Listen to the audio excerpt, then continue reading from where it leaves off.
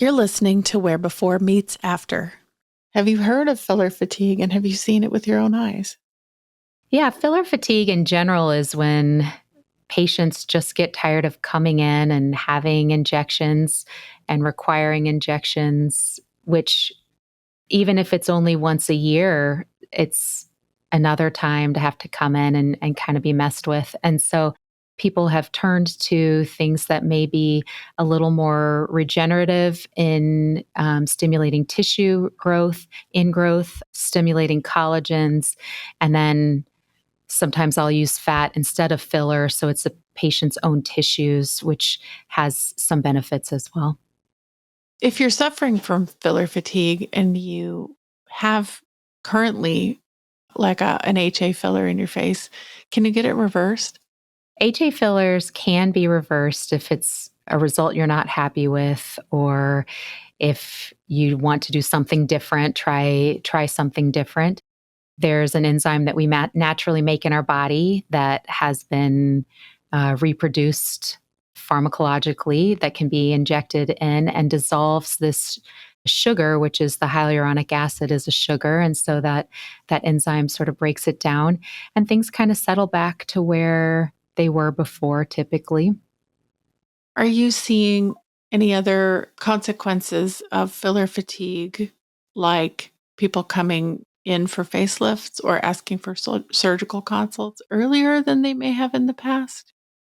I think that in general, people talk about and are a little more open with the fact that surgery is sometimes what's necessary to correct their problems rather than just sort of sneaking and trying to get a needle to correct things that maybe surgery needs to. I think there's a little more recognition with that, and that has probably come out of filler fatigue patients who have been trying with filler and kind of get tired of it. But I also think people are just a bit more open, and with social media, I think that people understand what filler can and can't do, whereas I think people were dumping milliliter after milliliter of filler into people's faces when in reality that was maybe making them look a little odd, not necessarily more youthful. Yeah. So many TV shows to use as examples, bad examples. How young is too young to get a facelift? Facelifts can be done on the earlier side, but it's more common in ladies or men who have lost some weight. If their skin has been stretched at some point, such that then after they lose weight, they may become candidates earlier than what we would traditionally have thought of as facelift candidates. Sometimes it's just in the neck and the face is still preserved in some of the younger years after weight loss. But there's not really specifically a too young to have a facelift, depending on the circumstances of your life. But in general, most people start moving into that realm in their 40s, 50s, sometimes 60s. What are the advantages of using fat over fillers? Because we started with fat and then we Sure. didn't close with that. I think that fat is a nice alternative to fillers because it is your own tissue and the cells that survive the move. And by move, I mean I borrow the fat from the belly or a thigh or something like that and sort of clear out any fluids or oils. And then I inject just the fat cells back into a spot on the face, whether it's cheeks or lips or temples. It can be used in all the same places as filler can be used.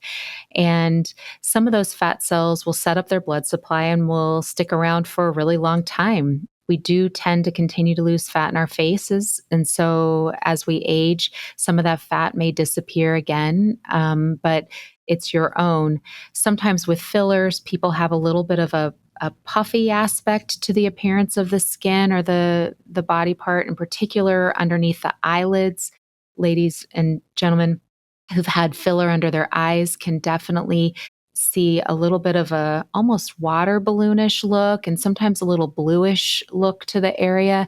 And that's never what you want to see. And so using your own fat does not create that same response. And most people don't mind repurposing their fat from a place that maybe they don't feel like they want or need it to a place where they do. So it's kind of a win-win. Recycling is good. Yes. Okay. Is there anything else that we should cover today? I often do fat grafting at the time of other facial procedures or even other procedures. It can be something that's added on while you're asleep already. Could you do it with a Lux Peel at the same time? Usually do it separately from the Lux Peel because with fat grafting and with the Lux Peel, you definitely get some swelling and you just don't want too much inflammation. Sort of get one in place and then take care of the, if you do the fat grafting first or you do the Lux Peel first and then you do the other, you're probably going to get better take of the fat graft. Thanks for listening. I'm your host, Eva Shea. Follow the show and submit questions for our experts at wherebeforemeetsafter.com.